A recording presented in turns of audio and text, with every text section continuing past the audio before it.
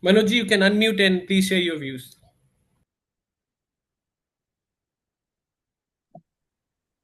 Welcome everyone to this platform of Amon for the session Domestic Violence. Friends, the purpose of Australian Multicultural Organization Network is to unite all the multicultural network on one platform, strengthen the unified voice with harmony. So the unity and harmony will only come when we are safe individually, when we are safe as a group. And domestic violence, as they said, 4.2 million people are affected by domestic violence. So it is very important and emergency in our society to address this issue and deal with this issue to unite our multicultural community on one platform with harmonious atmosphere. Thank you very much and welcome to all guests, all expert and all committee member audience. Thank you once again.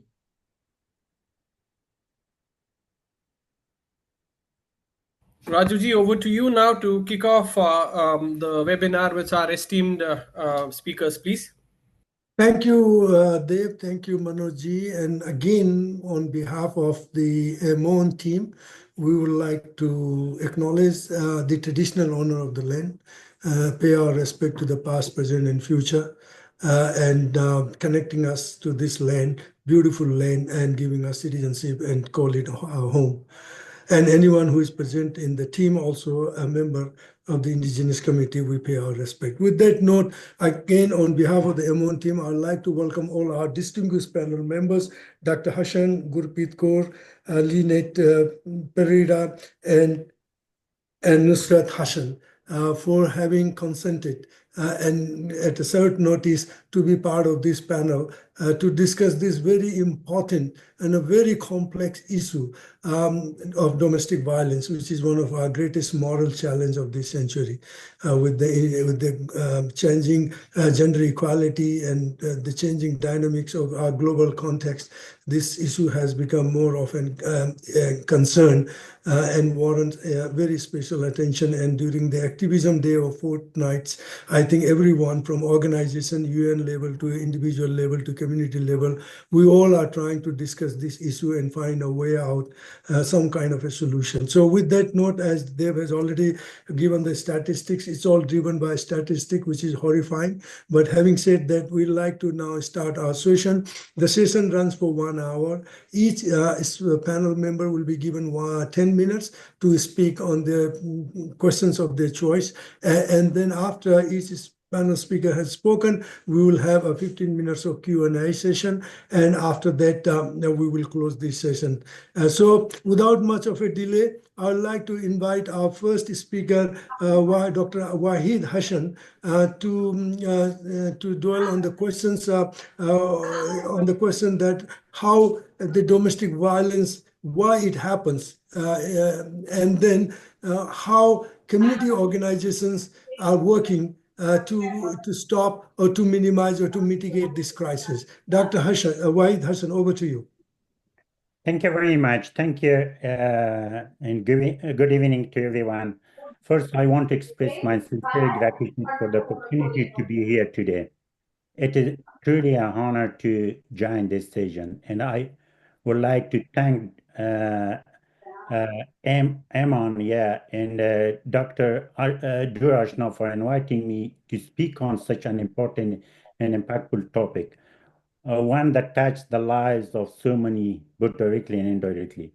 Before we begin, I want to acknowledge the victims and survivors of family violence, particularly women and children, many of whom have tragically lost their lives. I hope that the conversation we have here today is respectful to their experiences and that we remember their suffering as we seek to make meaningful change. In this session, we are fortunate to have a group of other acknowledged speakers too, each bringing valuable insight into different aspects of domestic violence, especially in court communities. Uh, uh, Today I would just be focusing on the main cause of domestic violence and the role of community leaders in addressing domestic violence.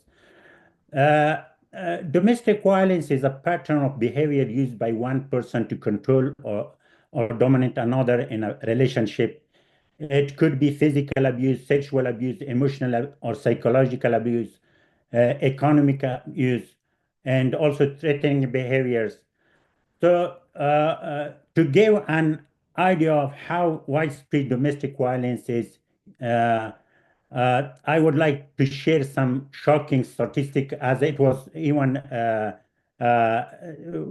mentioned by Deva as well before. Like on average, one woman is killed every week by their current or former partner, and 1 in 6 women and 16 men are experience physical or sexual violence from partners since the age of 15. And just 1 year, 2,800 women and 560 men were hospitalized after being assaulted by their partner. So these are not just numbers, they represent real people who have suffered.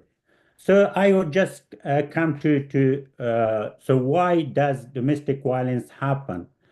Domestic violence is a complex issue, and there are many reasons why it occurs. Some of these, I have listed few of them, like I will focus just, the first is power and control. Abuser wants to control their partners. They might use threat, violence, and manipulation to get their way. And also childhood trauma. People who were abused as children may think it is normal to use violence in their own relationships. And culture and societal norms are also like one of it. And some cultural beliefs about gender rules, such as men being dominant, can encourage or allow abuse. And also substance abuse, alcohol or drugs don't cause abuse, but they can make it worse by impairing judgment. Mental health issues, while mental health problems like depression can contribute to violent behavior, they are never an excuse for abuse. And also economic stress, like financial problems such as job loss or poverty, can lead to tension and violence in relationships. And jealousy and possessiveness, some abusers act out of extreme jealousy, trying to control their partner's friendship or social life. Low self-esteem, like people with low self-esteem may try to feel better about themselves by controlling or abusing others. Gender inequality. In some societies, men may feel entitled to dominate their partners because of deeply rooted beliefs about gender rules and learned behaviors. People who have who grow up in abusive homes may repeat what they witness, seeing violence as normal. And also relationship problems, like poor communities, unresolved arguments, or constant conflict can lead to one partner using violence to win. And also isolation. Isolation is also, like, abusers often isolate their victims from friends or family, making it very harder for them to get help. And culture or religious beliefs is also a factor. In some cases, culture and religious beliefs may support male dominance or justify abusive behavior. And also, last but not least, lack of legal protection, inadequate legal protection, or poor responses from authorities like the government can prevent victims from getting the help they need. And now, in the second part, I just want to focus and give some information, like how can community leaders help in this regard. Community leaders can play a major role in stopping domestic violence. That could be like raising awareness, like leaders can educate their communities about what domestic violence is, how to recognize the signs, and where to find help. This can be done through workshops, public campaigns, and also community events. And the second very important aspect which the community leaders can help is to provide support. Leaders can help victims access resources like shelters, counselings, and legal assistance. By building networks with local services, leaders can make sure victims have the support they need. And also leaders the community leaders can advocate for change. They can push for stronger laws and better support system. This could be even include better training for law enforcement and more shelters and policies and which protect the victims, and also challenge harmful norms. And many cultures traditional beliefs about gender roles support domestic violence. Leaders can challenge these ideas by promoting equality and non-violence. And also they could be role models, like leaders can set an example by modeling healthy, respectful relationships. Their action can influence others in the community. Support survivors, leader can empower survivors by listening to their stories, offering help, and ensuring they feel safe and supported as they rebuild their lives. So, as a conclusion, I would just say that domestic violence is a serious issue, and it arises from many different factors: personal, cultural, societal, and economic. To stop it, we need to address these causes head on. And also, community leaders have a key role to play. They can raise awareness, supporting victims, advocating for policy change, and challenging harmful culture norms. They can help create a safer, healthier environment for everyone. So we all have a part to play in ending domestic violence. It starts with education, understanding, and a commitment to making our community safer for all. Thank you. That was all from my. So yeah, that was all, and hopefully I didn't. It didn't more than 10 minutes. No, thank you. I think I was going back to, I think I said 10 minutes, but I think it'll be good in considering the time. We're thinking of 7 minutes was the idea we discussed before. So because we got 5 panel members, so then we'll have more time on the discussion. So it'll be 7 minutes. But excellent coverage of what different perspective of community organizations, why it happens, the attributes of domestic violence. And it's especially with the Khal community, because cultural and religious sensitivity around. And also I was listening to the radio today this morning. The biggest challenge of the domestic violence is that when it happens at home, how to communicate with your children. It's very difficult to make them understand what domestic violence is, the impact of it, and understand why they are having this violence at home. So with that note, thank you, Dr. Hassan, for your excellent coverage. And now I would like to go over to Lynette, because I think she would also dwell on the same topic, but from a completely different perspective, from the council perspective, how council is working with the community organizations is the same problem, but the strategy and this initiative they have taken is to unite the community in a way, innovative way, to help the community achieve their targets and overall get the best outcome. So without much of a delay, I'd like to invite Lynette to speak about the council role in overall in the context of domestic violence, working with the community organization. Please.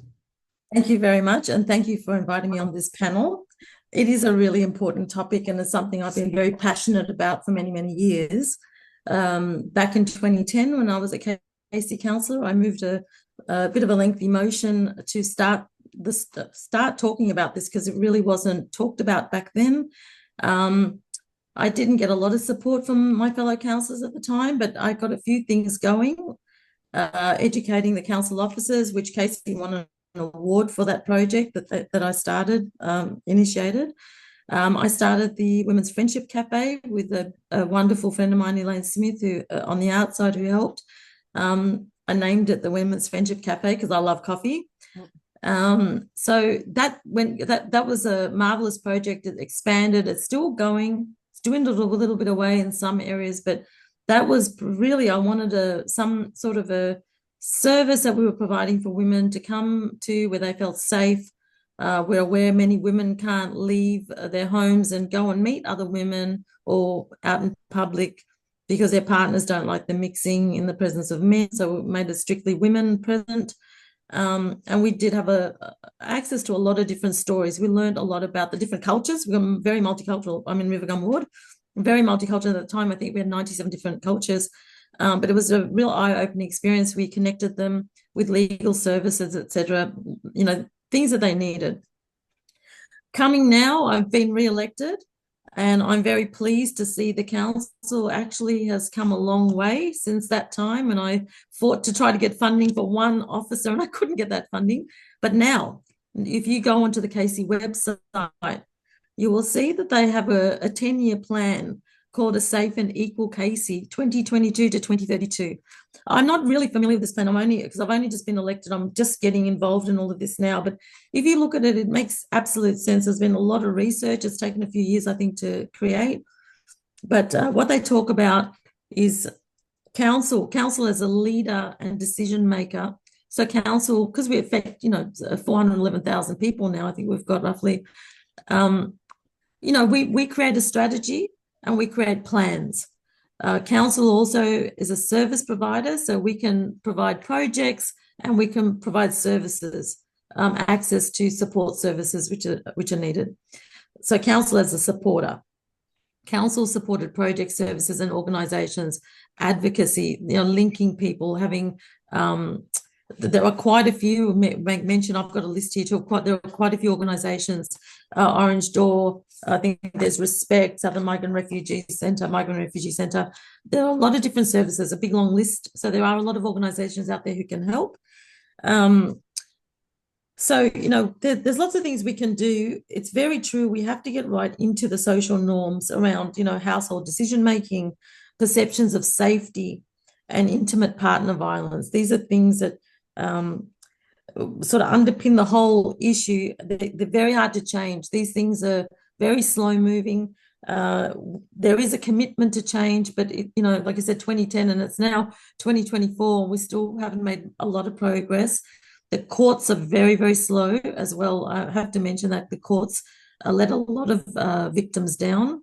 So we need changes in the courts. We need changes in the police. There have been some more training. Police are more aware now than what they were years ago, but they can go a long way. They need to do a lot more, I think, really, to get into that space. And unfortunately, like you said, talking to children about it, it's very difficult. So the perpetrators are mostly men. Victims are mostly women, but there are male victims as well. But when you've got a situation, generally when a woman's, having as a victim, how do you talk to children about it? People say, why didn't you do something about it? But, they don't want to call the police. This is the father of their children oftentimes. They don't want to draw strangers into this mess. So when we're talking about all these stats, that $4.2 million, I'm quite certain that it's a lot more than that around the world. Many of them go unreported still. So the problem is enormous. Can we change it? I think we can. There is a commitment to change. We need to teach our young men, sort of equality, healthier masculinity, positive peer relationships, teaching them respect. And, we can go through clubs, football clubs, those sort of organizations where they have a lot of that sort of sometimes toxic masculinity. We need to change the culture in these sort of organizations. that can make a big difference actually, and it permeates right through the community. So yeah, look, like I said, I can go on and on. I think we all understand that this is a really big issue.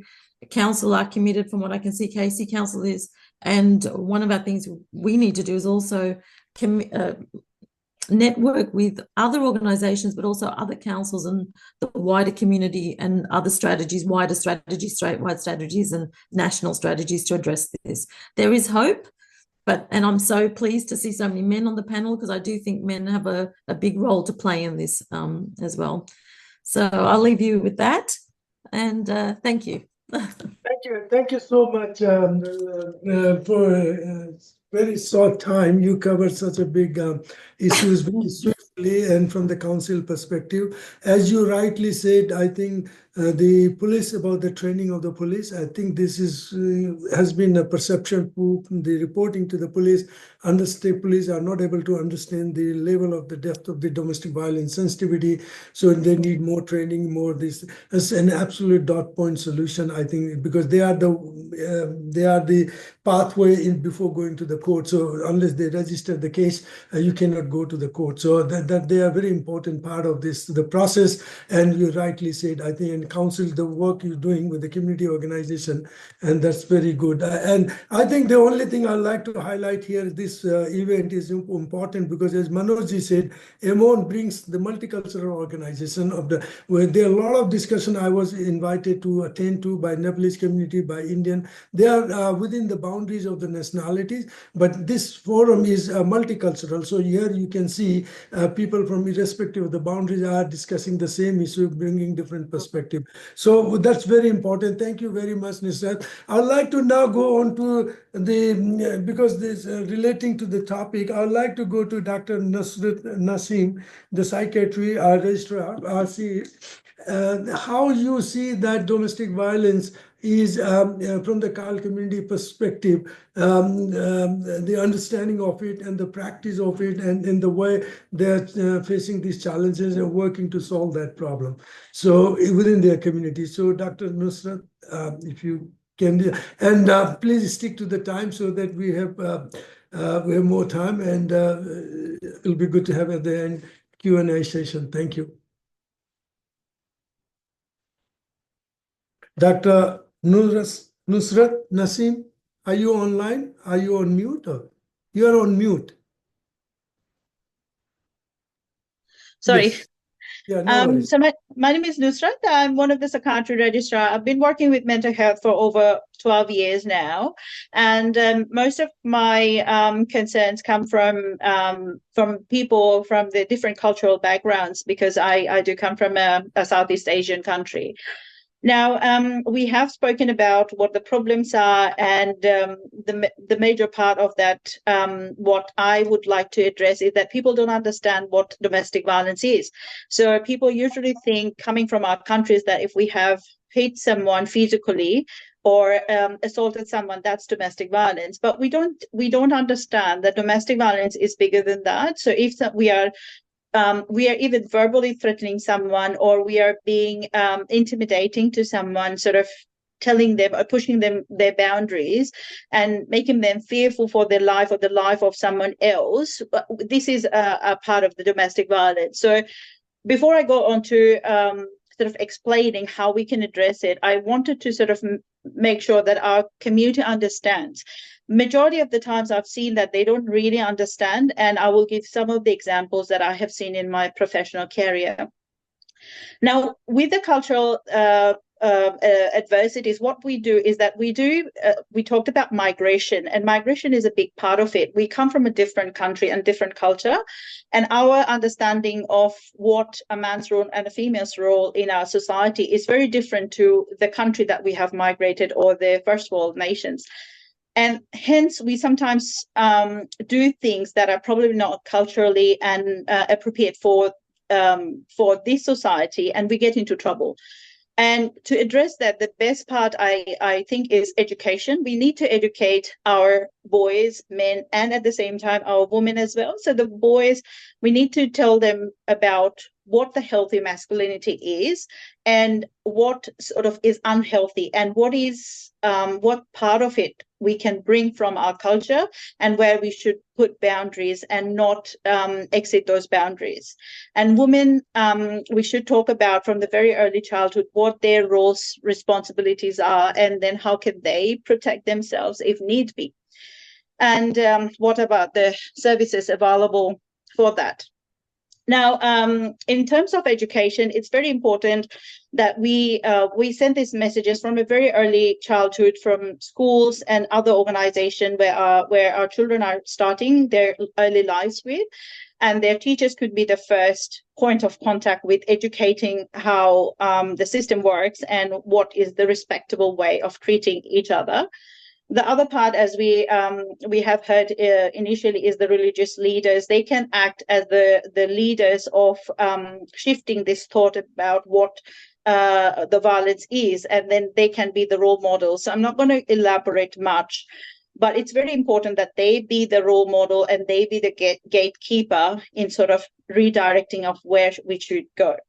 The other thing is that we, at the end of the discussion, are going to put up a lot of services that are available. And good to see that Australia has accommodated different languages, interpreter services in our different hospitals, in other government areas. We can see different languages for us to understand, and people who have got some language barrier, they can read what the services are available and how can we get access to that.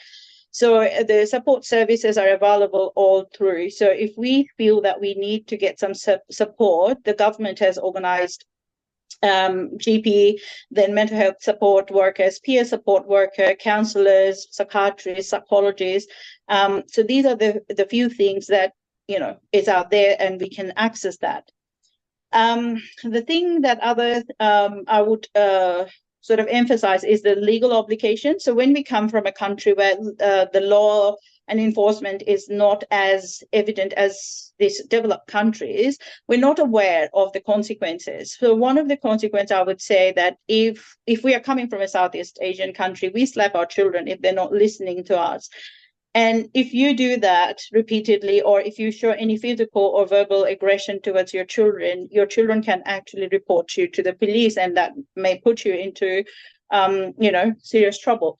So sometimes we are not aware of it. I'm talking for the men, that they're not aware. And sometimes the women are not aware of the legal proceedings or how or where to go to seek those support services so that they can actually get the help they need. Now, the other thing I wanted to add on is that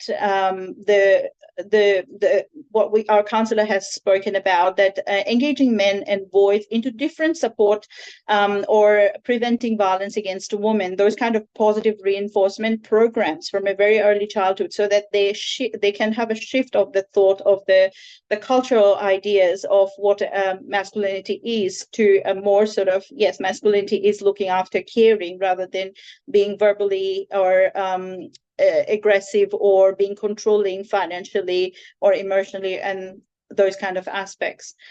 The important part that I wanted to emphasize is the integration of family and society. So when we are having a bit of a difficulty in our relationships, I usually suggest talking to the partner when both of their reaction is coming to a bit of a baseline, so that they can solve the matter.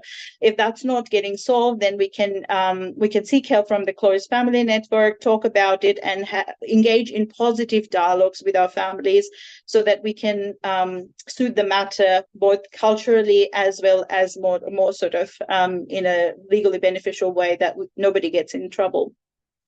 The other part is that a lot of the women we have migrated from different countries are not financially strong enough. They're not working, and they're always in that fear that if they report their partners, there will be no money to support them or the family. So there's a big role for the social worker, police, and ourselves to empower these women to provide the best possible solutions or the options that are available, so that they don't feel that they have to be locked down into this abusive relationship or the domestic violence just because of the money.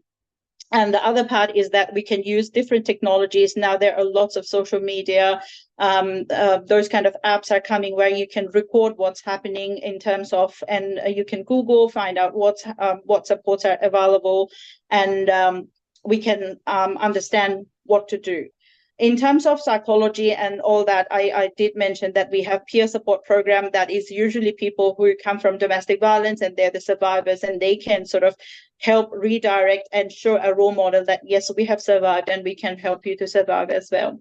Now, it has to be a long-term commitment, as our counsellor Anne had mentioned, that it is ongoing. She has started a movement, and we are all working towards that movement to keep our ladies as well as the men, because when they're doing those kind of acts, it most of the time they don't intend to hurt their family. They're just not aware of what is causing that domestic violence or how they are crossing the boundary and putting themselves and the family in jeopardy.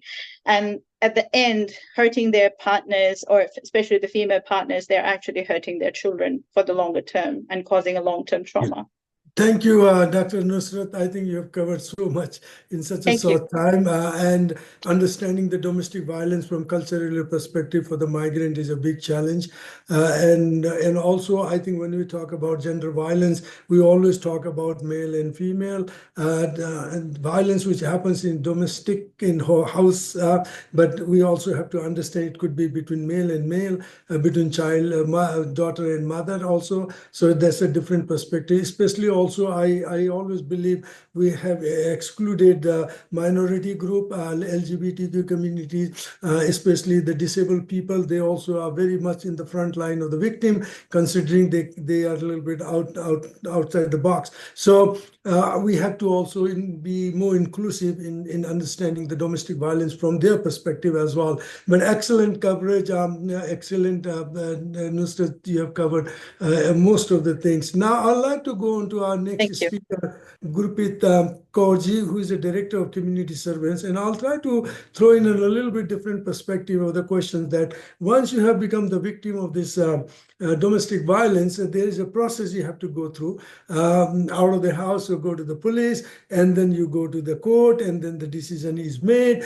But that's all right. You will have to understand that. But what's the consequences of the negativity of any results come from the court? You are separated or not separated. The consequences after going all through hard work, the hardship, now you don't know the uncertainty of the consequences, what the support system available, how the victim survivor, live a normal life, and get all kind of support that needs most at the time when they are facing this challenge. Is that the question I would like to ask to Gurpreet Kaur, whether how does he see that once you become a victim and you've gone through the process, what are the support services available for them to feel confident and back to live the normal life?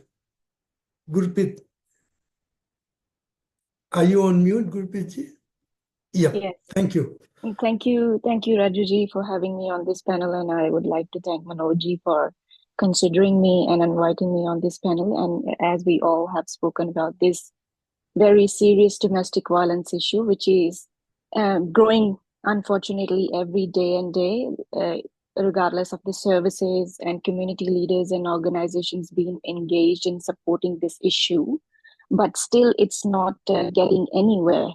Where we need to discuss those points as well, where we are lacking as a community leaders or as a service providers or as a legal system, in terms of legal system and all that. As you have asked me, once they have gone through the police and legal matter, and they have to bear the consequences, which I have been dealing with the victims, and they've been bearing those consequences, even though they were reluctant at the first place to go to the police. As we know, with some of the cultural, they don't like to involve any of the outsiders, especially with the police. It becomes very big hype kind of thing with them having police at their place, especially in South Asian communities, right? But then the thing is, with having intervention orders and having court hearings and all those legal matters in place, it's very hard for them to go back and have a normal sort of life balance with themselves, or even they are just trying to sort out with their partners, with their families as well. So most of the time I found they are very low with the confidence, like where to start, what to do, especially with the kids, even though they are not aware with some of the legal services. And the victims who are not permanent residents, they can't seek any financial assistance from the Centrelink or the Medicare or from Australian government. So that's where the non-profit organizations who comes in the pathway to support having the sessions, workshops for them, education sessions, as we all spoke about before, engaging them and making them aware the services we are providing. Or finance is the major issue with all these victims all the time, what I have come across while I'm dealing with these, and the shelter and the house. That is the big major issue. As I mentioned before, being not Australian permanent resident, it's next to impossible for those non-residents where to go, where to get the money from. This is something needs to be addressed to the government as well. What are we going to do with the non-residents? They can't be left on the streets. They can't be left with the food. And another topmost issue is legal assistance. Everybody is not entitled to have legal aid because of the asset or whatever the eligibility criteria is for the illegal aid. So they cannot afford those private lawyers to fight for their rights. And the opposite partner who can afford the private lawyers or even the legal aid, they're just abusing the system. And these poor victims, regardless of the gender, they just suffer. So these are the very serious issues which needs to be addressed in a way to the government or to the services organizations who are trying to help these victims, but it's not deeply rootedly helping those victims which who are definitely need this help. Yeah. Yeah, Thank you. Okay, go ahead, please. You got 2 minutes here. Yeah, for in that scenario where being a non-profit organization, I'm running these domestic violence groups where we try to do the information session workshops where we try to engage and offer jobs to these victims where they can rebound for their life, where they can support their financial or basic needs or their kids or their family or themselves. And we have to offer them some non-profit sessions for the counseling, as Dr. Nusrat did mention to us before, which is government provided, but these are only for those who are permanent residents. This is another problem. So as we got so many new and emerging migrant in Australia, and they are lacking with this service. Either it's with their visa status or their residency or with the Medicare, they're very, very serious issues they are facing, and that's where it's lacking, and they can't be back to their normal life. Yeah, thank you. I think you raised very important that people who are not the permanent resident, they are worse in situation than the one in the resident. I'm not saying they are comparable, but having said that, I think this has been especially with the students there, they get their spouses and couple, together, and they're facing to the extent the similar situation. And also, I think as you also rightly said, despite all the services and increased funding, overall, the statistics shows the other way around. The reporting has increased by 100% to police. I don't know how many goes to the court cases to be solved. You look at statistics going in a different direction. So then ultimately, Amon believes that we really need a partnership, working with community organizations from different backgrounds, joining hand for this issue beyond their national boundary and work together. That also is very important for community leaders, not to live in their silos within their community, but come out of it, understand and share each other experience and work together to find a solution. With that note, I would like to invite our Tariq, the person who is also a member of our Amon executive team, and he also leads the mental health committee committee. He's the committee chair of the Mental Health Council and working in the domestic violence. So, Tariq, would you share some perspective from your own experience or from the Emon experience, what Emon should be doing? You got 5 minutes. Okay, thank you, Rajuji. Ladies and gentlemen, esteemed guests and community members. So firstly, I would like to acknowledge the traditional owners of the land on which we gather today and pay my respects to their elders past and present. And as a community representative of Amon, I'm honored to address this issue. And first, so I would like to talk about as an Amon, we sort of like shedding some light on domestic violence and listening to all the guests here talking about the domestic violence issue. So we say that domestic violence is a pervasive issue and affecting people from all walks of life, if it's men, women, or people from different communities, regardless of their cultural background, socioeconomic status, or geographical location. However, we know that multicultural communities face unique challenges accessing support services and seeking help due to cultural, linguistic, and social barriers. So as a network, we recognize that domestic violence is not just a personal issue, but a community issue that requires a collective response. And we acknowledge that domestic violence is often perpetuated by society's attitudes and norms that promote gender inequality, patriarchal values, and power imbalances. We also recognize that multicultural communities have unique strengths and resilience that can be leveraged to prevent domestic violence and support survivors. Our communities are built on strong family ties, social connections, and cultural values that promotes respect, empathy, and compassion. So as a network, we are committed to working with multicultural communities to prevent domestic violence and support survivors. And we will do this by providing culturally sensitive support,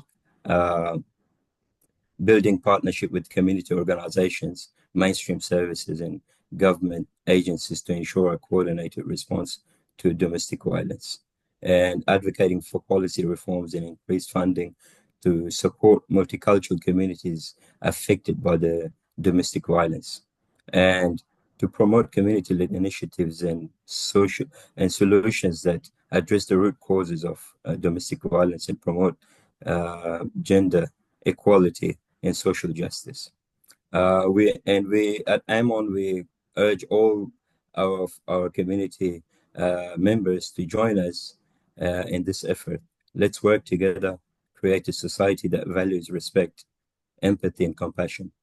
And as a society that promotes gender equality and social justice, and a society that has no domestic violence, and yes to safety and well-being of all individuals.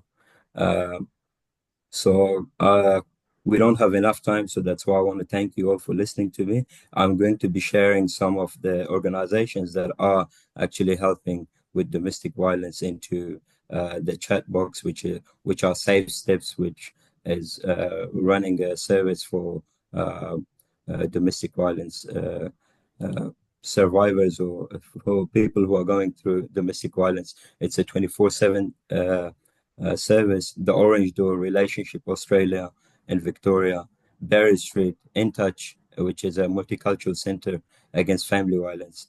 There's another organization called DIGRA, which is actually specifically for Aboriginal people going through domestic violence. Yearning and Safe and Strong. This is a telephone crisis line for Aboriginal people and families who need to talk about their well-being. And Men's Referral Services. The domestic violence is predominantly happening on women, but there are some men who are going through this as well. So that's why this service is quite effective. And the other organization that is working and it's quite effective and it's quite prominent is Victim of Crime Helpline, that can help the people who are going through domestic violence. And I'll share all of this information and of the organizations into the chat box. And thank you for listening to me. Thank you, Tariq. He's actively leading the team in mental health and domestic violence from Emon.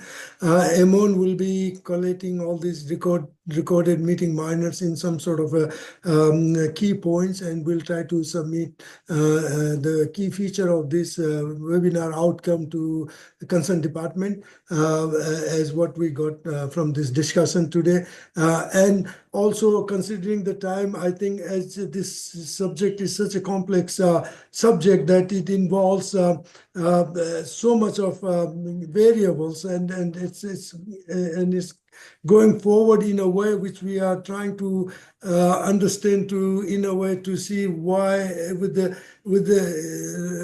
in modern days of digital world we live in, with artificial intelligence, machine learning, and some of emotions and some of these things have been hijacked by technology. How we see domestic violence in the future, would it help or would it exacerbate these situations? We don't know. We are definitely aware of what's happening, and we are all working together to address this problem and extend every possible support to the government.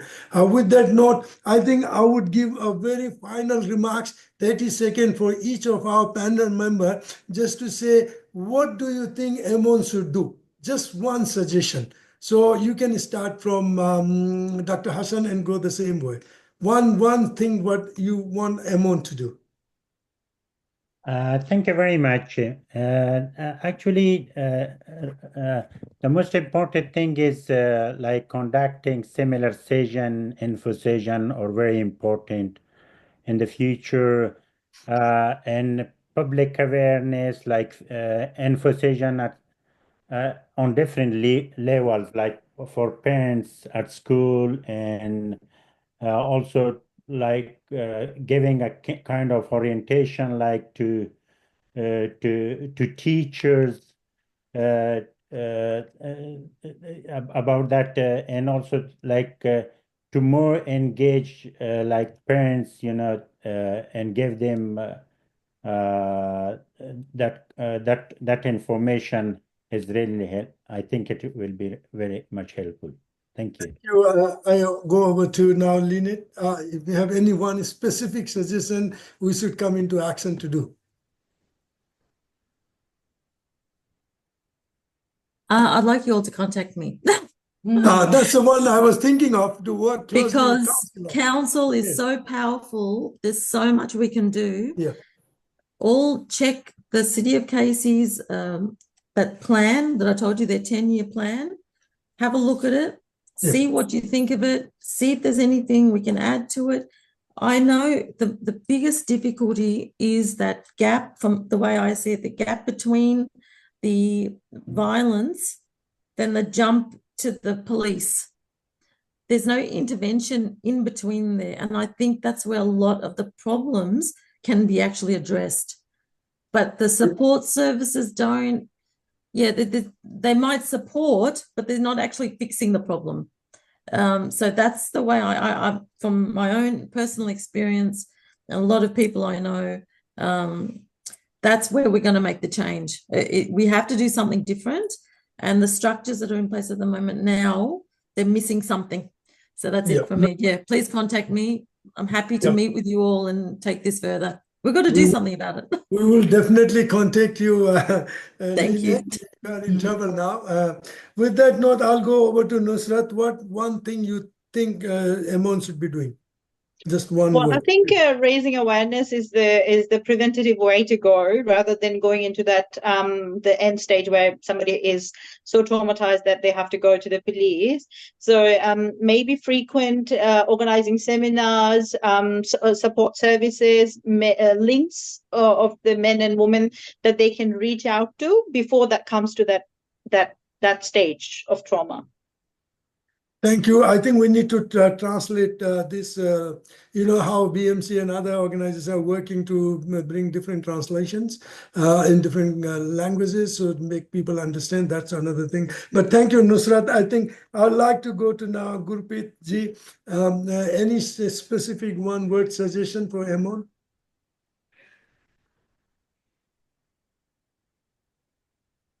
Like Lynette has mentioned it before, because we don't have anything in between before they go to police or take any legal action to sort that matter before it gets worse.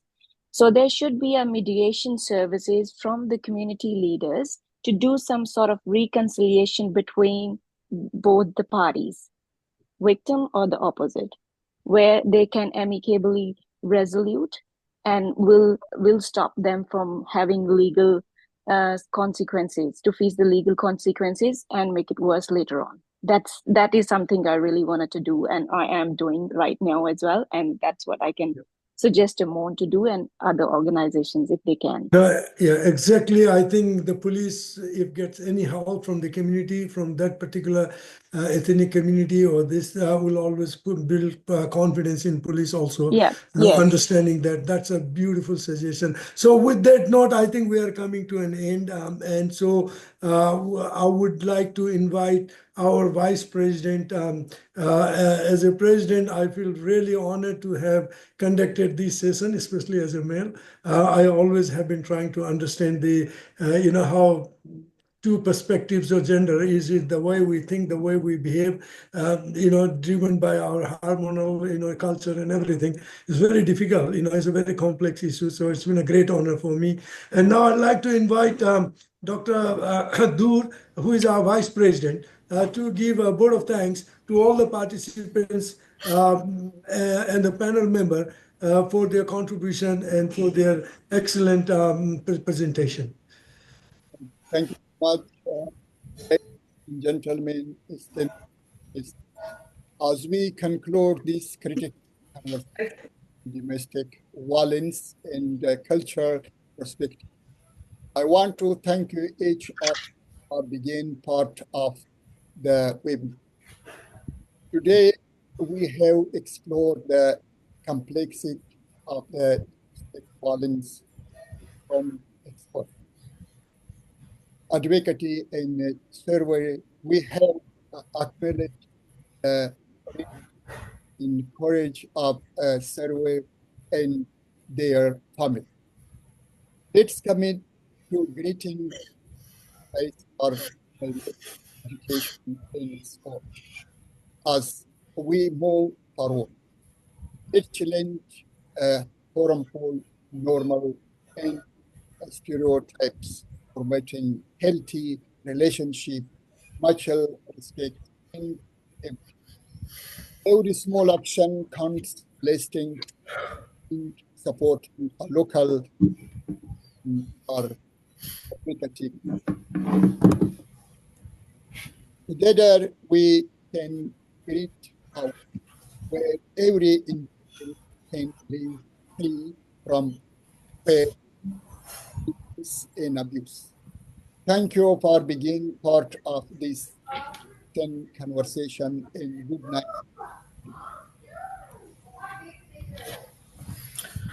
All right. Thank you, everyone. With that, we come to the end of the session. Have a wonderful rest of your evening. Yeah. Thank you once again. We'll keep in touch with the panel members for sure, 100%. And we'll also share the minutes of the meeting and work very closely with you and in partnership going forward. Thank you so much, Devji. Thank you, Manojji, and thank you.